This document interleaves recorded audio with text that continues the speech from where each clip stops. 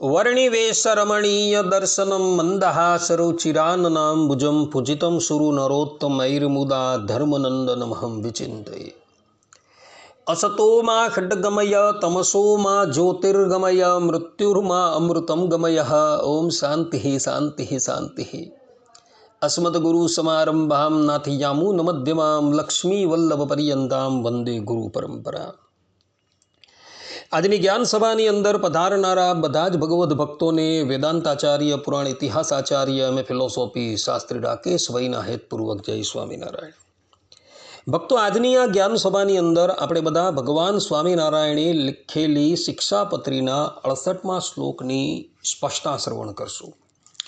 ભગવાન સ્વામિનારાયણ શિક્ષાપત્રીના 68મા શ્લોકની અંદર કહે છે કે યાદ્રક ગુણો યહ પુરુષ તાદૃશા વચનેન સહ देश काल अनुसारेण भाषणीयो न चा अन्यथा। अर्थात कि जे पुरुष जेवा गुणवाळो होय ते पुरुषने तेवा वचने करीने देश काल अनुसार यथा योग्य बोलावो, पण एथी बीजी रीते न बोलावो। કેટલાક મનુષ્ય જે છે એ એવા કુત્સિત આચરણવાળા હોય છે કે પોતાના મિત્રની સાથે એકાંતની અંદર એવો જે રીતના વાગ ઇન્દ્રિયથી વ્યવહાર કરતા હોય છે તેવો જ વ્યવહાર એનો એ જ મિત્ર જ્યારે કોઈ ઉચ્ચાસનની ઉપર બેઠેલો હોય ત્યારે પણ તેઓ તે જ પ્રમાણેનો વ્યવહાર કરતા હોય છે।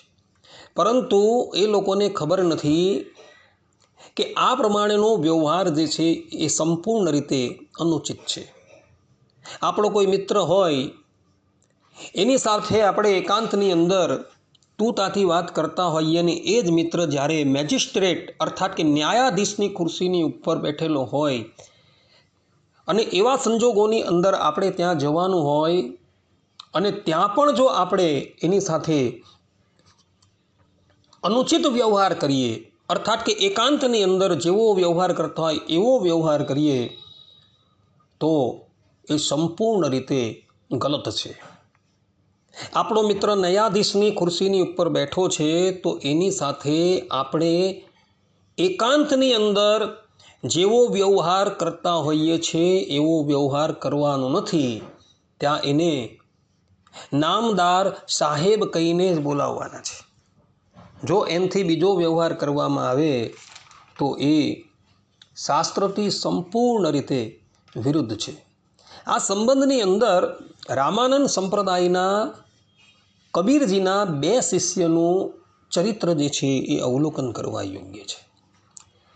વાત એવી હતી કે રામાનંદ સ્વામીના શિષ્ય કબીરદાસજી જેઓ પોતે સંન્યાસી હતા, એટલે એમના 2 શિષ્યો જે છે એ પણ સંન્યાસ ધર્મનું આચરણ કરતા હતા અને કાશીમાં રહી એ લોકો એક બાજુ વિદ્યાનું અધ્યયન કરતા હતા અને બીજી બાજુ ભિક્ષા માગીને પોતાનો નિર્વાહ કરતા હતા।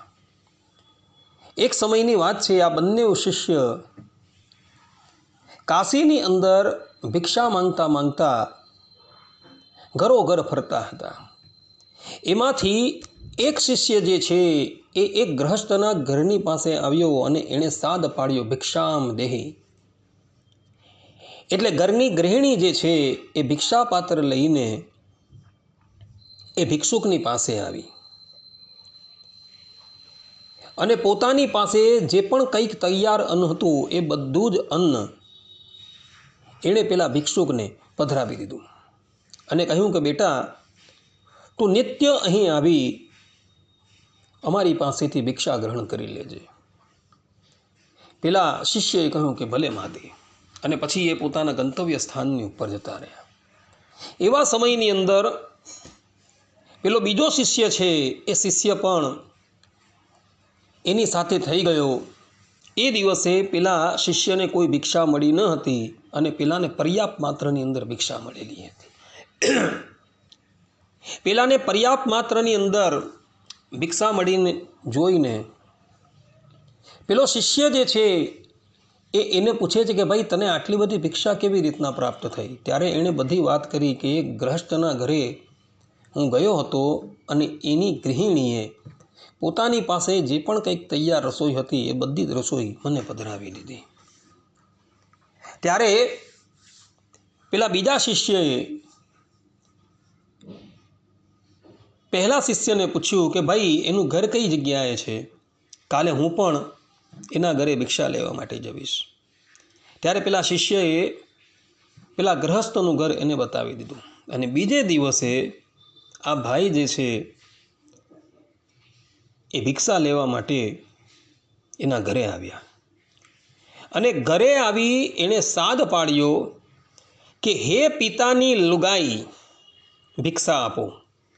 લુગાઈનો અર્થ થાય છે કે મારા પિતાની થનારી માતા. આ પ્રમાણે લુગાઈનો અર્થ થાય છે. એટલે આણે ત્યાં જઈને સાદ પાડ્યો કે હે પિતાની લુગાઈ મને ભિક્ષા આપો. અને આ પ્રમાણેનો સાદ સાંભળી પેલી ગૃહિણી જે છે એ ક્રોધાયમાન થઈ અને ચીપિયો લઈને બહાર આવી. એણે આજુબાજુમાં રહેતા બધા જ માણસોને ભેગા કર્યા અને એ બધાને કહ્યું કે આ બાવો જે છે એ ભિક્ષાને માટે આવી રીતના સાદ પાડે છે. એટલે બધાએ મળીને એને સારો એવો મેથી પાક આપ્યો. એના હાડકા પાસળા બધા ખોખરા થઈ ગયા અને એવી હાલતની અંદર એ પેલા શિષ્યની પાસે આવ્યો, અર્થાત કે પોતાના મિત્રની પાસે આવ્યો અને એને કહ્યું કે તે મને જે ઘરે મોકલેલો હતો એ ઘરે તો ભિક્ષામાં ન મળી, પરંતુ એ લોકોએ મને ખૂબ તાડત કર્યો. ત્યારે પેલા શિષ્યએ કહ્યું કે ભાઈ તે ભિક્ષા માગવાને માટે સાદ કેવી રીતના પાડેલો હતો? ત્યારે પેલાએ કહ્યું અમે જઈને એવું કહ્યું કે હે પિતાની લુગાઈ ભિક્ષા આપો. આ પ્રમાણેનો સાદ સાંભળી પેલી ગૃહિણીએ અને એના આજુબાજુમાં રહેતા બધા લોકોએ મને ખૂબ માર્યો. ત્યારે પેલા શિષ્યએ કહ્યું કે ભાઈ આવી રીતના સાદ ન પડાય. તારે જઈને એવી રીતના સાદ પાડવાનો હતો કે હે માતે અમને ભિક્ષા આપો, તો તને એ પર્યાપ્ત માત્રામાં ભિક્ષા આપતી. પરંતુ તે અનુચિત રીતે વ્યવહાર કર્યો એટલે તને ભિક્ષા ન મળી, પરંતુ માર મળ્યો. આ પ્રમાણે ભક્તો કયા સ્થાનની ઉપર કેવી વાણીનું ઉચ્ચારણ કરવું એનો વિવેક મનુષ્યને હોવો જોઈએ. જો એવો વિવેક નથી અને અનુચિત રીતે વાણીનું ઉચ્ચારણ કરવામાં આવે તો એનું પરિણામ જે છે એ બહુ ભયંકર આવે છે.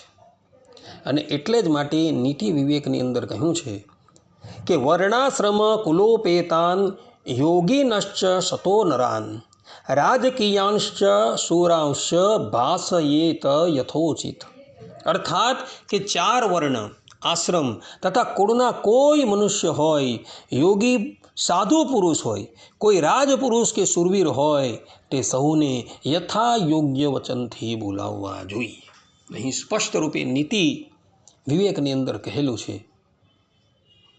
કે સારા વર્ણ આશ્રમ તથા કુળના કોઈ મનુષ્ય હોય, યોગી કે સાધુ પુરુષ હોય, રાજકીય પુરુષ હોય કે સુરવીર પુરુષ હોય, તે બધાને યથા યોગ્ય વચનથી જ બોલાવવા જોઈએ, પરંતુ કોઈ બીજી રીતના બોલાવવા જોઈએ નહીં. માટે ભક્તો આ વાત જે છે એ બધા આત્મસાત કરી રાખજો અને દેશકાળ અનુસાર જેવો મનુષ્ય હોય એ જ પ્રમાણે એની સાથે વાર્તાલાપ કરજો. અન્યથા જે પ્રમાણે કબીરજીના પેલા શિષ્યની ધુલાઈ થઈ હતી એવી તમારી પણ થઈ જશે.